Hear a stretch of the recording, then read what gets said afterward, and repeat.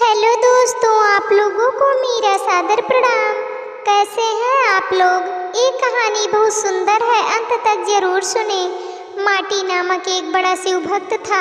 उसने संतान प्राप्ति के लिए 100 साल तक शिव जी का कठोर तप किया था। शिव जी ने उसे संतान का वरदान दिया। समय आने पर उसकी पत्नी गर्भवती हुई। पत्नी का प्रसव 4 साल तक नहीं हुआ तो माटी को बड़ी चिंता हुई। पता चला कि गर्भ का बालक कालमार्ग नामक राक्षस के डर से बाहर ही नहीं निकल रहा। माटी ने सोचा कि क्यों ना गर्भ में स्थित शिशु को शिव ज्ञान दे दिया जाए।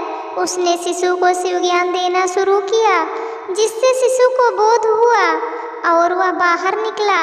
माटी ने कालमार्ग से डरने के कारण अपने पुत्र का नाम रखा कालभीति। कालभीति जन्म से ही परम शिव भक्त थे। बड़ा होते ही कालभीति घोर तपस्या में लगे। बेल के पेड़ के नीचे पैर के अंगूठे पर खड़े हो वह 100 वर्षों तक एक बूंद भी पानी पिए बिना मंत्रों का जप करते रहे। 100 वर्ष पूरे होने पर एक दिन एक आदमी जल से भरा हुआ घड़ा लेकर आया। कालभीति को नमस्कार कर उसने कहा कि जल ग्रहण कीजिए। कालभीति बोले, आप किस वर्ण के हैं? आपका आचार व्यवहार कैसा है? यह सब जाने बिना मैं जल नहीं पी सकता। पानी लाने वाला आगंतुक बोला, मैं जब अपने माता पिता को ही नहीं जानता तो अपने वर्ण का क्या कहूँ?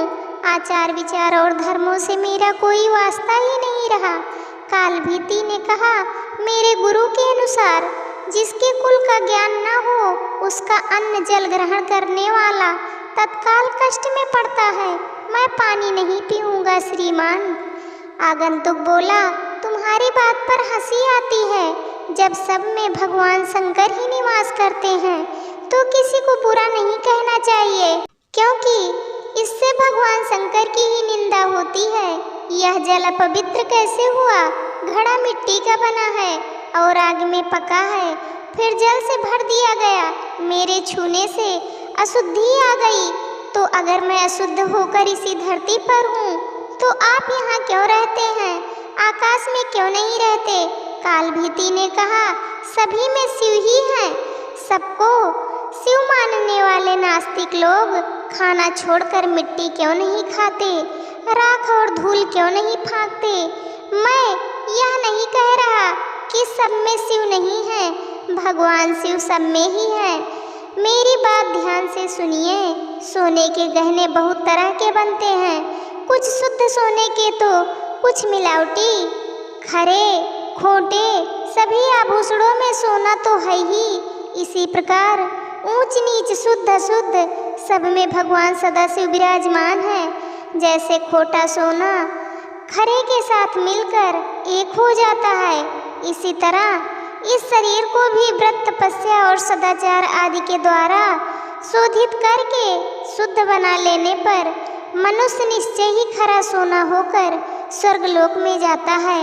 तो शरीर को खोटी अपवित्र चीजों से बिगाड़ना ठीक नहीं। जो व्रत उपवास करके शुद्ध हो गया है वह भी यदि इस तरह अशुद्ध होने लगे तो थोड़े ही दिनों में पतित हो जाएगा।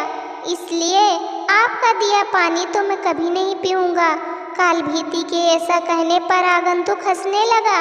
उसने दाहिने अंगूठे से जमीन कुरेद कर एक बहुत बड़ा गड्ढा तैयार किया, फिर उसी में वह सारा जल ढुलका दिया। गड्ढा भर गया, पानी बचा रह गया। फिर उसने अपने पैर से ही कुरेद कर एक तालाब बना दिया और बचे हुए जल से उस तालाब को भर दिया। यह अद्भुत दृश्य देखकर कालभूति जरा भी नहीं चौंके। आगंतुक बोला, ब्राह्मण देव, आप हैं तो मूर्ख, परंतु बातें पंडितों सी करते हैं। लगता है आपने विद्वानों की बात नहीं सुनी। कुआं दूसरे का, घड़ा दूसरे का और रस्सी दूसरे की है।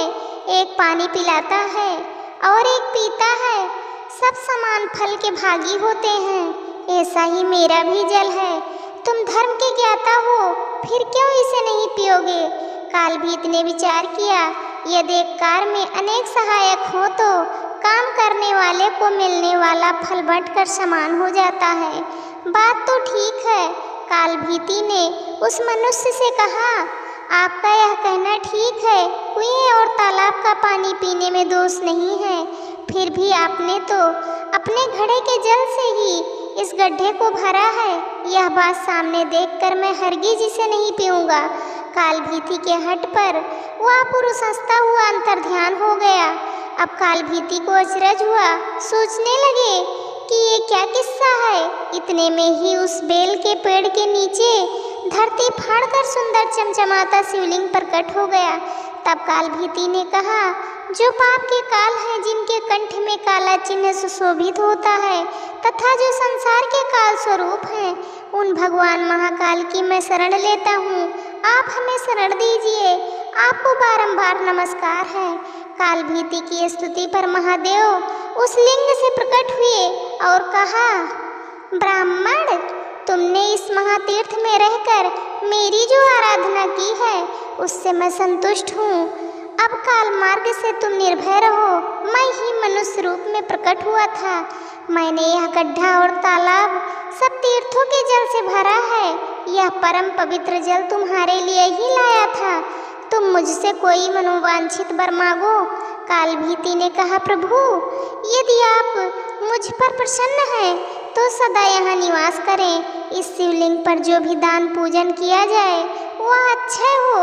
आपने काल से मुझे मुक्ति दिलाई है, इसलिए यह शिवलिंग महाकाल के नाम से प्रसिद्ध हो। भगवान बोले, जो चतुर्दशी, अष्टमी, सोमवार तथा पर्व के दिन इस सरोवर में स्नान करके इस शिवलिंग की पूजा करेगा वह शिव को ही प्राप्त होगा। यहाँ किया हुआ जप, तप और रुद्र जप सब अक्षय होगा। तुम नंदी के साथ मेरे दूसरे द्वारपाल बनोगे। काल पर विजय पाने से तुम महाकाल के नाम से प्रसिद्ध होगे। शीघ्र ही राजर्षि करंधम यहाँ आएंगे। उन्हें धर्म का उपदेश देकर तुम मेरे लोक में चले आओ। यह कहकर भगवान रुद्र उस लिंग में ही लीन हो गए। जय जय श्री भोलेनाथ की, जय जय श्री महाकाल की। दोस्तों, ये प्रसंग आप लोगों को कैसे लगा? आप लोग कमेंट करके ज़रूर बताना। चैनल को सब्सक्राइब करना, वीडियो को लाइक करना, शेयर करना। वीडियो को अंत तक देखने के लिए आप लोगों का तहे दिल से धन्यवाद।